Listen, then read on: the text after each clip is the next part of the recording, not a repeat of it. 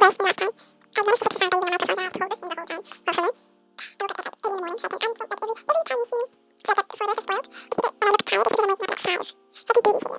It's super hard to get in, like other people are already trying to get when nobody in this house is awake. Warning, this video contains opinions, jokes, and low-quality footage. If you do not like any of the above mentioned, click out now. Please stay, I need views. What is up, casual viewers? My name is Wanga, if you did not know, and today we'll be doing another episode of Spoiled. Why? Because I said so. Why? Because I said so. Ha ha. Alright, so today to continue our never-ending streak of bad films, I'll be doing The Lion King. That's right, The Lion King. And you might be saying to yourself, well, Wanga, why would you say The Lion King when The Lion King is one of the best Disney films ever from 1990 whatever? I'm not talking about that one, Karen. I'm talking about the 2019 one. Whatever. And also, what type of teenager is named Karen, bro? That's good luck. Alright, so let's get into The Lion King, shall we?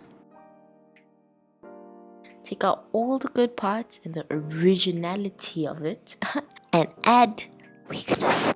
It's missing that thing that the original did have, It's like, what did the original have that this thing does not have, What's the thing that this thing is lacking? And this thing apparently is lacking strength. It's lacking a lot of strength. Someone take the wheel.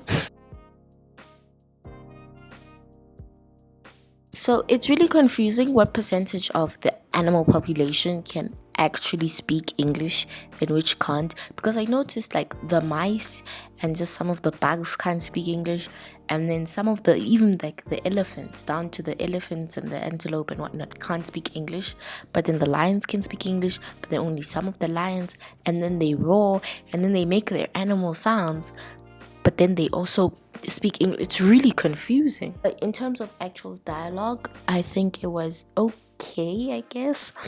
They tried to copy down to the T the actual film, but then they were just like, nah, I think we'll add spice. They wanted that chicken to not be too dry, so they mixed in, the lamb spice and the butter. But then they forgot certain things, they forgot salt and pepper. Even though you have lamb spice, it just doesn't slap the same. And the barbecue sauce, so it's just lamb spice and butter, so it slaps but not quite, you know what I mean? You know what I'm talking about? But there is one specific thing that I just want to talk about, and it really trips me up. Something that always trips me up is the scene with Rafiki, where he says, Yaphila ukhona, which in direct translation means he or it is alive, is living. He or it is living. It is here, or he is here. Then he continues and says, I saw him. He is alive. Which makes no sense because Simba is not seen to be dead or missing. So it's really confusing.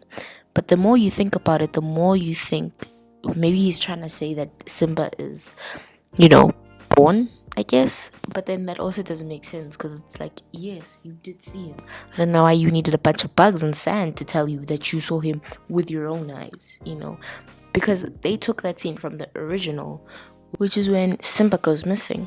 When Simba goes missing, Rafiki goes up to the tree and then, it spells out Simba.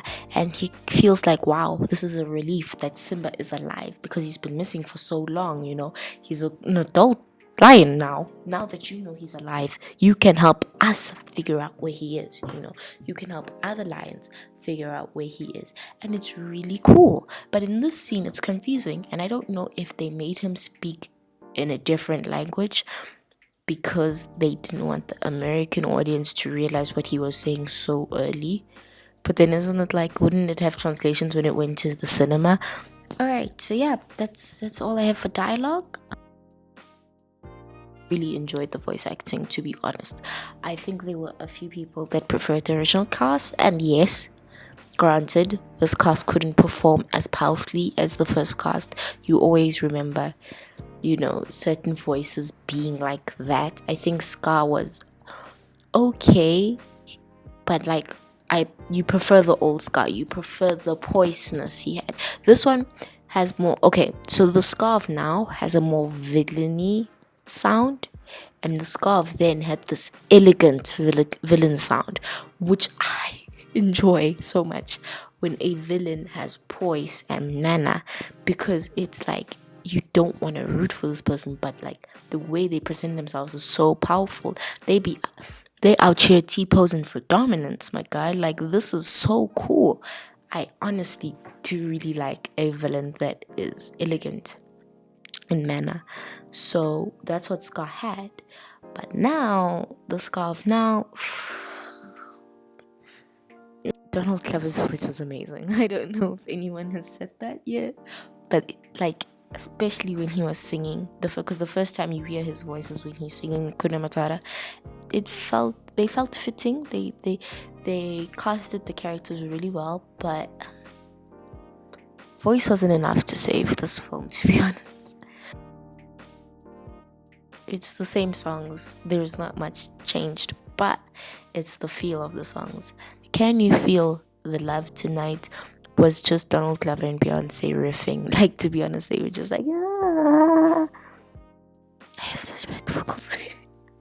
Can you feel that? Like, no, I can't. Stop singing if you want me to feel the love. Each song had its own touch. I think that like it had like its own specific touch that the originals kind of also had, but like it just didn't slap the same. It didn't hit me in the feels. It made me want to listen to the original song actually way more than anything else. So it's just it didn't have that grandness, you know. It didn't feel like an orchestra, like, you know. It didn't feel like that. That chicken was dry, man. I need to stop using chicken references. Yo. I do prefer the original Hakuna Matata because I prefer it. Childhood, bro. But it was really a great redo. It was not achieved. Next, development was poor. I'm joking. It was like the first movie with most of the development and most of the way of going. It's kind of weird, but I kind of like it how they do a time lapse of Simba growing up. I don't think they do that in this movie. I can't quite remember. This movie was trash. But anyways, I just felt like I couldn't care enough for some of the characters. Like, I honestly couldn't. Rotten Tomatoes versus Wanga Carrots. Yay. So Rotten Tomatoes scored a 52%, which actually changed since the last time I checked, because whilst I was checking for the Avatar The Last Airbender and saw that it had 5%, I checked this one and I think it had between 53 to 58%, so it went down to 52. So, and more people had taken the thing. So probably when I put up the picture, it might have changed by then. I'm not sure, but yeah. It says, while it can take pride in its visual achievements, The Lion King is a by-the-numbers retelling that lacks the energy and heart that made the original so beloved, though for some fans that may just be enough. 52%. It was a way for Disney to make money with nostalgia. The animation was great but disheartening. The songs lost their appeal, just like the characters. 38%. So yeah, Disney is marketing off of your nostalgia. I don't know why you are surprised. It was definitely a way for Disney to market 90s and 2000s nostalgia to make that dough. I think the fact that it's live action is what ruins it. If they did a short version in their newest form of animation and shown it at a film festival, it would have slapped harder than a full-length National Geographic show. I think that The Lion King is a great film in itself. It's a great film. Not the 2019 one, the 19 whatever one. I think it's a great film, and I think any awards that it got, it deserved. It had a great song, it had a great story, it was emotional, it was great for kids. introducing them to the whole circle of life and death type thing, and that's great and all. But are we even surprised that Disney is using that as nostalgia? They did that with Beauty and the Beast by putting hashtag be our guest. They're marketing your nostalgia and saying, give us your money. They were gonna do the Mulan one. I don't know if that's still out. If it is, I'm gonna watch it and review it because I was really excited. Are we even surprised that Disney is marketing on nostalgia? Because they did Disney, what is it? Disney Now, something, Disney whatever. I'll put the name somewhere. I don't know I forgot what it's called. But they did that so that they could make you pay and you can watch your old Disney shows, which is great. But anyways, I'm just saying that I think we shouldn't be so surprised. We shouldn't feel any type of way. They want money. They want our money. I think they just have to understand that it's about making, as much as you market this, it's about making new memories with your new people, you know. And I also just think that, like, you don't realize this, that I think 90s kids have probably realized, 90s babies have probably realized that Disney is marketing on their nostalgia, because they just say multiple times, like, any movie that came out in the 90s, like, don't watch it, you 2000s or people born before the 90s, because it's not for you, it's for us. Which is like really confusing. It's like, bro, I really don't care. So I wouldn't be surprised if, well, I thought that 2019 would be the year of remakes, but I wouldn't be surprised if the next few years are the years of remakes for Disney. I just can't wait for an original movie from them that strikes me. But something I do really want to watch more of is Pixar, because I really enjoyed Pixar, and I've always wanted to work at Pixar as a writer. So I don't know, Pixar, maybe I should review one of their movies and then they'll say, wow, so cool.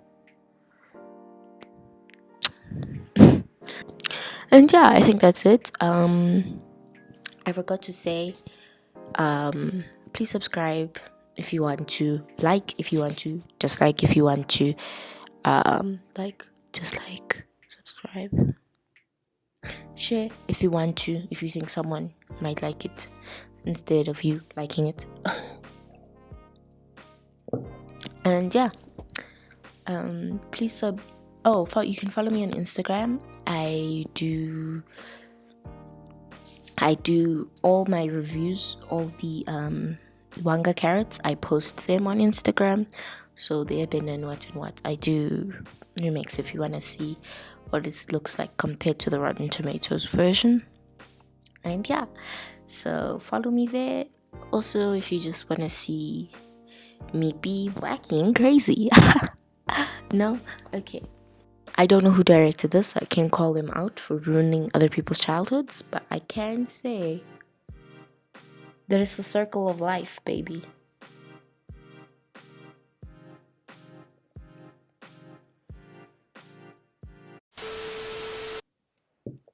And cut. Boom. That's how we make a video. Dialogue. Because it's the anthropomorphic animals. I'm assuming, I don't know, because I thought anthropomorphic animals were animals that could walk on 2 feet and that had half of their animal instincts and half of their human form, which is confusing if the Lion King counts as it, because... No, not my cup of tea. Literally. See, Marvel's my cup of tea. Yeah, okay. Actually, Rooibos is my cup of tea. Rooibos with honey. You should try it. It tastes amazing. Anyways. I'm having too much fun with this microphone, and I'm scared that when I start editing this, it's gonna be so bad because I don't know where to hold the microphone. Phone quality number 5. Film quality. Can you feel the night tonight?